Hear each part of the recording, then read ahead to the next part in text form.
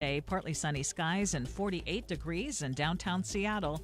I'm Ursula Reutin. From Marysville to Magnolia, this is KIRO Radio, 97.3 FM. News and talk, powered by the Pacific Northwest. The Dori Monson Show on KIRO Radio. This is The Big Lead. Coming to you from the Carter Subaru studio and streaming on Facebook Live. Welcome to The Big Show. I have quite the deal for you today. What if I told you that I could virtually eliminate gridlock in this region? Prices, especially for the poor and the working class. And I could raise wages, again, especially for the poor and the working class. What if I told you that I could do all of that and it wouldn't cost you 1 penny in tax dollars? Does that sound pretty good? Let's get right to our big lead. The Big Lead, Dori Monson Show exclusive. So I could do all of those things if you would just have the wisdom to put me in charge with unlimited power. I could eliminate gridlock, lower housing prices, wage growth, and it won't cost taxpayers a dime. What is this magic formula, you say? Are you a witch, you wonder? No. I'm just willing to say things that most people aren't willing to say in this politically correct region. You may have seen the Seattle Times story yesterday. New milestone in King County, immigrant population tops 500,000. And I asked the question on the show because I think there is a distinction between legal immigrants, who I fully support. My grandparents were legal immigrants to America who came through Ellis Island. Immigration is part of the fabric, part of the tapestry, part of the diversity, and one of the many things that makes this a great nation. And we are still incredibly generous in our legal immigration process. Despite lying Congress members like Pramila Jayapal, our country still allows an incredible number of people through the legal immigration system. So I think there's a distinction between immigrants, which in my verbiage is a legal process, versus illegal aliens who are not supposed to be in this country. So I wondered when the Seattle Times had that story yesterday, immigrant population in King County tops 500,000. How many of those so-called immigrants are illegal aliens? And we don't know. The U.S. Census is not allowed to ask that question. They're allowed to. And Donald Trump said he wants to restore that question in 2020. And a lower judge in New York State this morning said, yeah, we're not going to allow the question of whether you're an illegal on the census. So the U.S. Census doesn't determine who's here illegally. Local government won't ask the question because we're a sanctuary state. But here's what I do know. We have hundreds and hundreds of thousands of people in our state who have a driver's license and they got it with no social security number. Now, are all of them illegals? No. Are most of them illegals? Yes. This is one of the easiest states in the United States for an illegal to get a driver's license. And so if we have hundreds and hundreds of thousands, and they're most estimated, we had 350,000 8 years ago because somebody had determined it through a public records request. If we had 350,000 8 years ago, given that we have made a massive push to bring as many illegals to our state as possible, it could be close to 1 million now. And how many of those million are in King County among that 500,000? A lot. And so, if you put me in charge, what I would do is I would implement things like E-Verify. Employers, if they must determine citizenship status before they hire people. We would provide disincentives. I also would cut off most state taxpayer benefits that go to illegals. We spend billions of dollars and billions on housing and food and education. Now, some of those are mandated. Education, I believe there are constitutional requirements because it says nothing about citizenship status, just that we have to educate the young. So I wouldn't try to do anything unconstitutional. But I would say, not only would my plan not cost you a dime, I would save you billions of dollars a year. But when I hear politicians, and they're talking about all the traffic woes, and this week with the gridlock in Seattle with the viaduct having come down, and they say, well, what are we going to do? We have too many people and not enough roads. So you got to start riding a bike or taking the train. Or maybe instead of becoming the magnet destination in the United States for illegals, and we're the fifth most populous state in the country for number of illegals, if we provided disincentives, you could save the taxpayers billions. If you reduce the number of cars on the road by a couple 100,000 in King County, you think that would make a massive impact on the gridlock around here throughout the region? And then, as I said, pricing is a result of supply versus demand. If there were fewer people streaming into this area looking for apartments, then rates come down. And the free market would provide cheaper housing for the poor and working class citizens and legal immigrants to our state. A lot of illegals take the lowest paying jobs. Again, supply and demand. So that means that wages would rise for the poor and the working class, especially in our region. So how about that? We got politicians who say there's nothing we can do except tax you more. They say that we have to get people to change their lifestyle, get on trains, get on bikes. There's nothing we can do. Give us more money. That's a lie. All you have to do is what I've suggested right here and now. You can eliminate gridlock, lower housing prices, raise wages. Let's just try to provide disincentives for illegals coming here instead of incentives. And really, what's wrong with that? The legal immigrants, welcome. God bless you. You're part of the fabric of America. The illegals are taking quite a toll on our society. So there you go.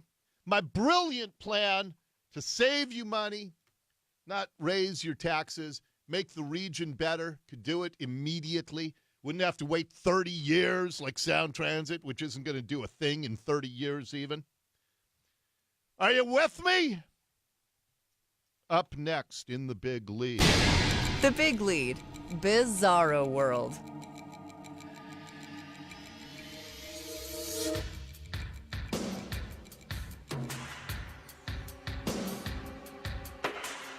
Then I saw this story in the Seattle Times.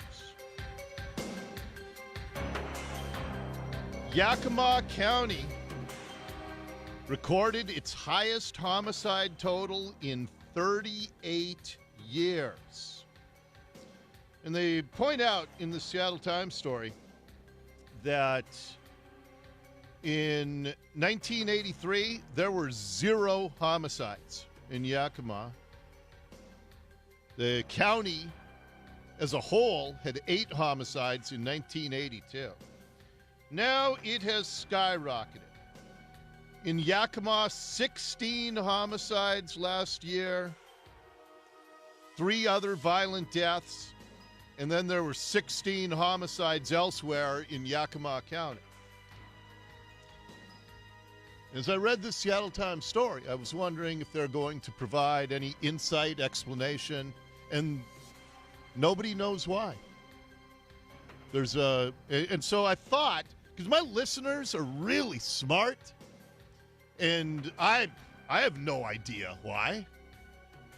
So I'm going to see if you can help out. I think they closed the comments on this one, too, at the Seattle Times. So maybe people could have reached out there. So I'm going to, open up the Online Trading Academy text line. Let me read to you just a little bit of the Seattle Times story. 19 people were reported killed in the city of Yakima in 2018, all but 3 of them considered homicides by Yakima police. Officials are still trying to figure out why the numbers have spiked as they examine the crime statistics. The interim police chief, Gary Jones, and you made a call over to the Yakima police this morning, Nicole? I emailed the people in charge of booking, yes. And what have we heard back? Nothing yet. Oh. Not to say that there won't be. Okay. Because I want to see if we can help them, because I got a lot of brain power here among my listeners. The interim police chief says they all have their own unique characteristics. Now we go back and look for preventative measures. We need to look for patterns, he said. The worst year for homicides in the city and county in the past 38 years. And then they describe some of the homicides. 2 homicides occurred in the same place months apart.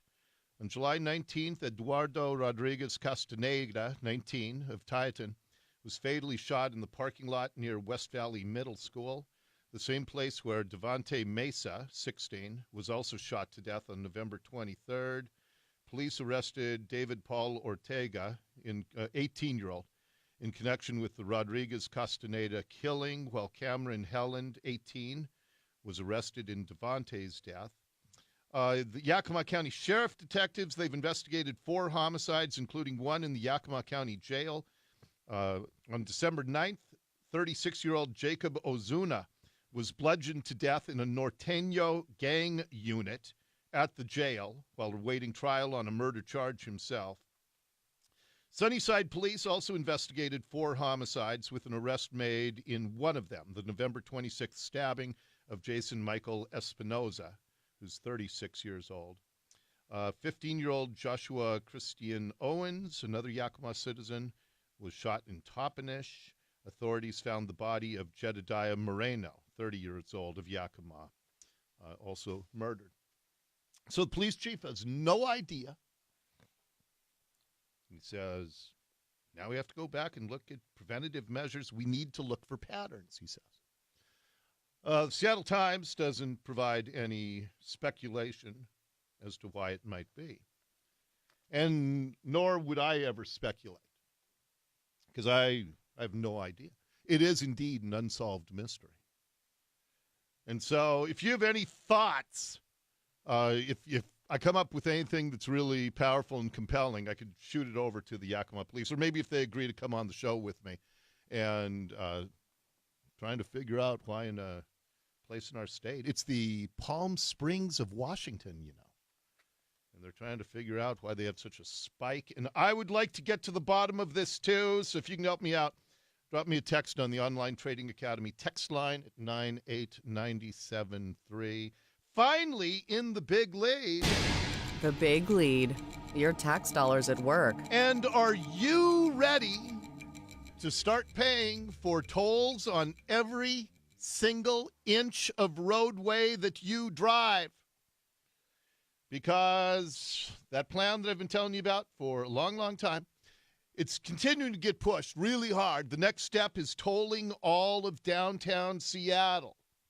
They call it congestion pricing. They want Seattle to be the first city in the United States to toll people to get into downtown. The same politicians who tell us that a wall on our border is immoral, they want to build a financial wall around downtown Seattle, one that only the upper middle class and wealthy can enter.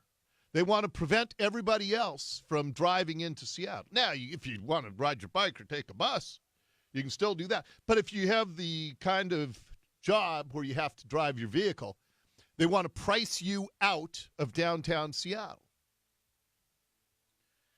And so just today, our reporter, Hannah Scott, she talked to Mike O'Brien. Now, about a year ago, Mike O'Brien, he said, if people are too poor to be able to afford to drive through the new tunnel, then we, the government, should screw them over and make sure that we still get their money that they can't afford to give us. Well, so like one option is folks that are on 99 that are going to try to divert to get out of the tunnel because they don't want to pay that toll. Do we have some sort of toll that says, hey, you're going to pay a toll one way or the other, so if you're going to use the tunnel, just use it. Yeah, if you're too poor to afford to give $600 or $700 a year to government, then government should just find another way to get that $600 or $700. And so that's the evil of politicians who, man, I mean, do they want to screw over the poor and the working class and the middle class around here? They want to make Seattle a city where only upper middle and wealthy can drive into. It is so incredibly elitist. They want to put a toll on roads that you have already paid to build.